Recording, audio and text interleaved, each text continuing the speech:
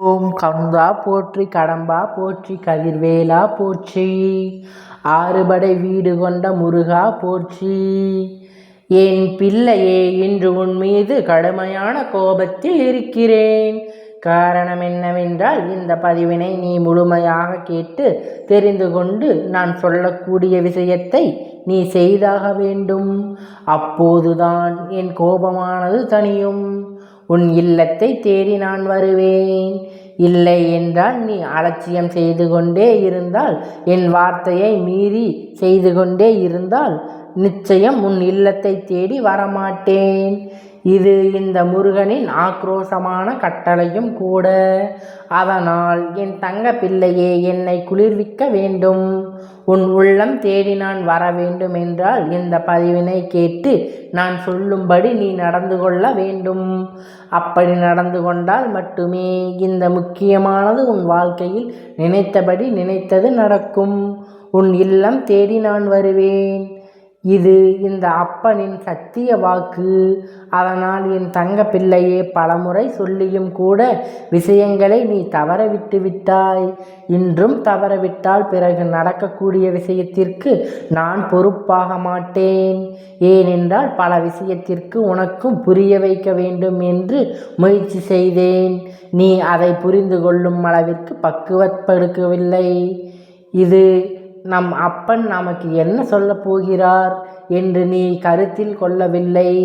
நீ ஏளனமாக எண்ணி விட்டுவிட்டாய்.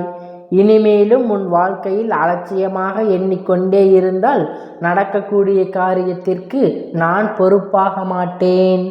அதனால் என் தங்க பிள்ளையே, இந்த பதிவானது உன் வாழ்க்கையில் கடைசி கட்டமாக மாறப்போகிறது. நான் சொல்லக்கூடிய விஷயத்தை கவனமாக கேள்.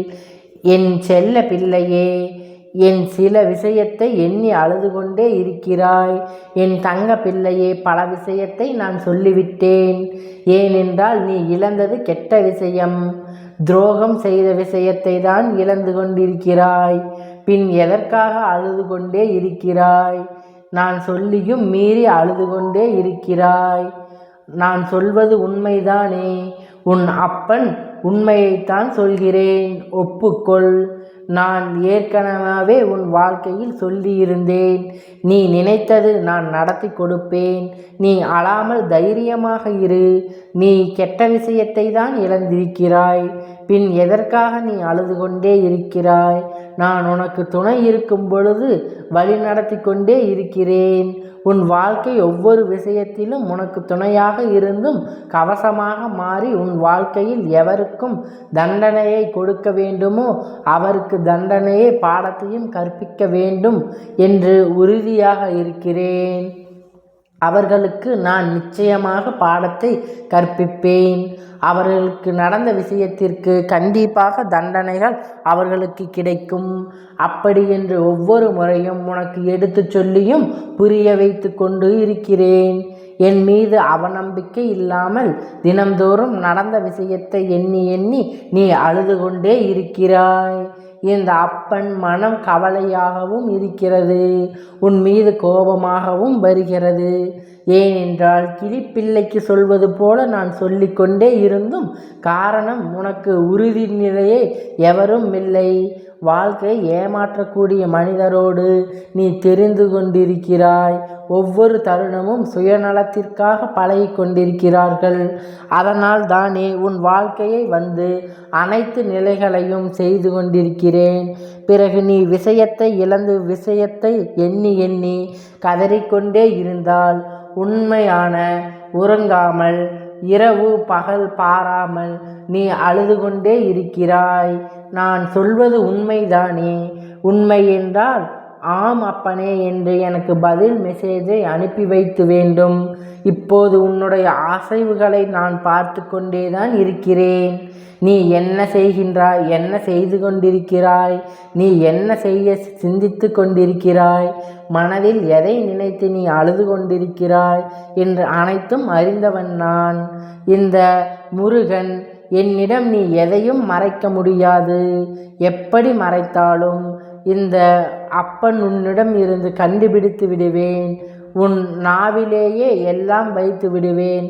அதேபோல் இப்பொழுது உன் மீது கடுமையான கோபத்தில் இருப்பதற்கு காரணம் நான் சொல்லியும் நீ மீறி சில விஷயத்தை எண்ணி அழுது கொண்டிருக்கிறாய் அல்லவா?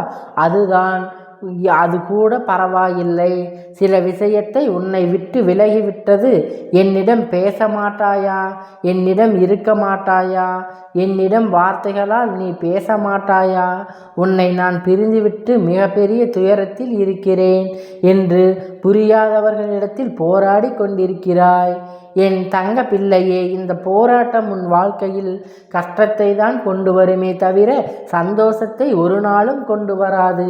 உன் மீது துளி அளவும் அன்பு இல்லாதவர்கள் மீது, அன்பு பாசம் இல்லாத நபரிடம், உன் மீது அக்கறை இல்லாத நபரிடம் சென்று என் மீது அக்கறை காட்டு என்றால் எப்படி காட்டுவார்கள்?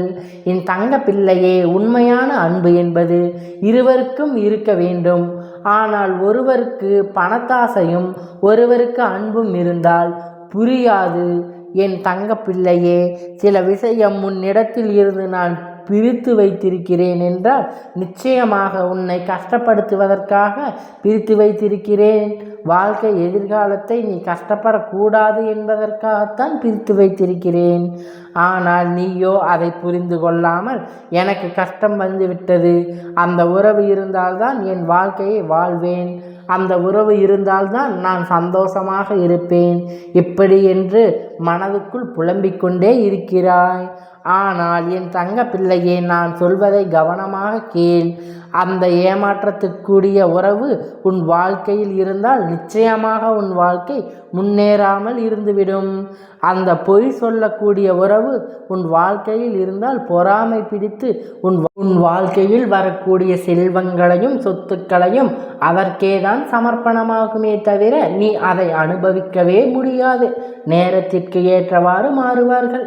அதே போல் அவர்கள் குணத்தையும் மாற்றிக்கொள்வார்கள். பணம் இருந்தால் ஒரு பேச்சு, பணம் இல்லாவிட்டால் ஒரு நாடகம் என உன்னை பகடக்காயாக மாற்றி உன் வாழ்க்கையை சீரழித்து விடுவார்கள். அதனால் தான் என் தங்க பிள்ளையே, போதும் போதும் என்ற அளவிற்கு நீ கஷ்டத்தையும் துன்பத்தையும் அந்த நபரால் அனுபவித்து விட்டாய். இனிமேலும் அனுபவிக்க வேண்டும் என்று அவர்கள்தான் வேண்டுமென்று அடம்பிடித்து அழுகின்றாய், அழுது கொண்டே இருக்கிறாய். ஆனால் என் தங்க பிள்ளையே, ஒரு தந்தையாக இருந்து என்னுடைய விஷயத்தை கொஞ்சம் சிந்தித்து பார். என்ன தெரியுமா? உன் எதிர்காலத்தை அவர்களால் ஆபத்து வரப்போகிறது, அவர்களால் உன் வாழ்க்கை கெடப்போகிறது என்று உனக்கு தெரிந்தால் ஒரு தாயாக இருந்தும் தந்தையாக இருந்தும் தன்னுடைய பிள்ளை எப்படி காப்பாற்ற வேண்டும் என்று தானே ஒரு தாயும் தந்தையும் உள்ளம் துடிக்கும். அதே போல்தான் என்னுடைய உள்ளமும் உன் எதிர்காலத்தை பற்றி அந்த நம்பர் சீரழிந்து விடக்கூடாது என்பதாகத்தான் துடித்து கொண்டே இருக்கிறது. உன்னை காப்பாற்றி வைத்திருக்கிறேன். இந்த சிறு கஷ்டத்தை தாங்கிக் கொள். மிகப்பெரிய அளவிற்கு உனக்கு உண்டாக செல்வமும் மகிழ்ச்சியும் சந்தோஷமும் வெற்றியும் இந்த முருகப்பெருமான் உன்னை கொண்டு வந்து சேர்ப்பேன். உனக்கு நான் மட்டும் இருக்கிறேன், அதை முழுமையாக நம்பு. ஏமாற்றக்கூடிய உறவுகளை எல்லாம் வாழ்க்கையில் வேண்டாம் என்று அடம்பிடித்து அழுது கொண்டே இருக்காதே. இனிமேல் நான் அழமாட்டேன் என்று இந்த தாய்க்கும் தந்தைக்கும் நீ குறுஞ்செய்தி அனுப்பி வைத்தால் நான் நிச்சயமாக கோபத்தை தணித்து விடுவேன். நான் நிச்சயமாக உன்மீது கோபப்பட மாட்டேன்.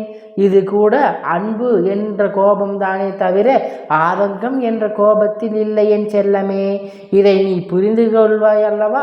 மிகப்பெரிய கஷ்டத்தையும் ஏமாற்றத்தையும் துரோகத்தையும் நம்பி அவர்களை கொடுத்து விட்டார்களே, அந்த நயவஞ்சகக்காரர்களை எல்லாம் வாழ்க்கையில் எப்படி நிற்கதியாக நிற்க வைத்து என் பிள்ளையை எப்படி நான் வாழ வைப்பேன் என்று எப்பொழுதும் நான் நினைத்து கொண்டேதான் இருக்கின்றேன். என் தங்க பிள்ளையே, எப்படி நான் வாழ வைப்பேன் என்று உன்னை நான் வாழ வைப்பதில் நீ காணப்போகிறாய். நல்ல உறவுகளை கொடுத்து போகிறேன். சொல்லை பார்த்து ஆசைப்பட்டது கனவாக போய்விடுமே என்று பயந்து கொண்டு அனைத்தையும் என் வார்த்தையை மீறி நம்பு. நீ சந்தோஷமாக இருக்க வேண்டும். அதற்காகவே இன்று இந்த பதிவினை இந்த தாய் தந்தையும் கொண்டு வந்து உன்னிடம் சேர்த்திருக்கிறேன். உன் செவிகளில் எட்டியது என்றால் தந்தை, நீங்கள் கோபப்படாதீர்கள், உங்கள் பேச்சை நான் கேட்பேன், நீங்கள் சொன்ன வார்த்தையை என்றும் நான் மீற மாட்டேன் என்று இந்த தந்தைக்கு சொல்லிவிடு. இந்த தந்தை பார்வையில் நான் பயணம் செய்வேன், தைரியமாக இருப்பேன். இந்த தந்தை கூறுவதை இழந்த உறவு கெட்ட உறவு என்று எனக்கு புரிந்துவிட்டது என்று நான் இனிமேல் அழமாட்டேன் என்று இந்த தகப்பனுக்கு என் தங்கப்பிள்ளை ஒவ்வொரு நாளும்.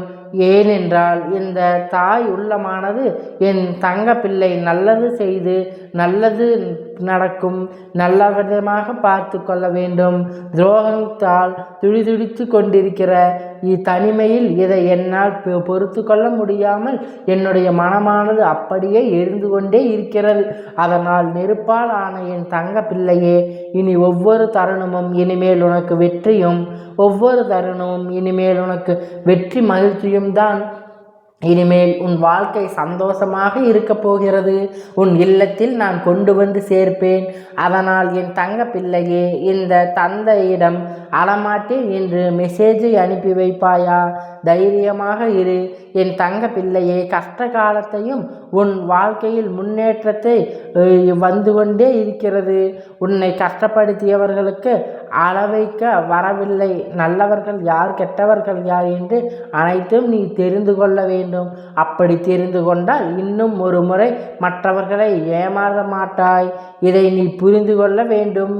உனக்கு சந்தோஷம்தான் நடக்கப் போகிறது. அதனால் அழாமல் இரு என்று. பிறகும் என்ன தெரியுமா? இந்த பதிவினை உன் பொன்னான கரங்களால் தெரிந்தவருக்கு தெரியாதவருக்கும் அனைவருக்கும் பகிர்ந்துவிடு. ஒரு சில தங்க பிள்ளை உறவுகளை இழந்து மனம் குமரிக்கொண்டே அழுது கொண்டிருக்கிறார்கள். அவர்களுக்கெல்லாம் நான் கண்ணில் படுவேன். கற்றுக்கொண்டே அவற்றின் வாழ்க்கை மிகப்பெரிய மாற்றத்தை உண்டாக்க வேண்டும். அதனால் இந்த பதிவினை பொன்னான கரங்களால் பகிர்ந்துவிடு. என் செல்லமே, நீ நினைத்தது அனைத்தும் நடக்கும். உன்னை நம்பிக்கை துரோகத்தில் உள்ளாக்கியவர்களுக்கு சிறந்த தண்டனை கிடைக்கும். நீ அவர்களை நம்பிக்கொண்டே இருந்தால் உன் வாழ்க்கை என்ன கதியாகும் என்று உனக்கு புரியும். இப்பொழுது இந்த முருகனின் வாக்கை நீ முழுமையாக கேட்டிருப்பாய். இதனால் இதற்கு மேல் உனக்கு ஒன்றும் கவலை இல்லை. நீ என்னை எப்பொழுதும் நம்பியிரு. நான் உனக்காக எல்லாவற்றையும் உன்னை தேடி நான் அனுப்பி தருவேன். அதை நீ ஒரு காலம் மறக்கவே வேண்டாம். நான் உன்னோடு இருக்கிறேன். நான் உன்னோடு பயணம் செய்கிறேன். உன்னோடு எப்பொழுதும் இருப்பேன். இதை நீ எப்பொழுதும் மறவாதே என் செல்லமே.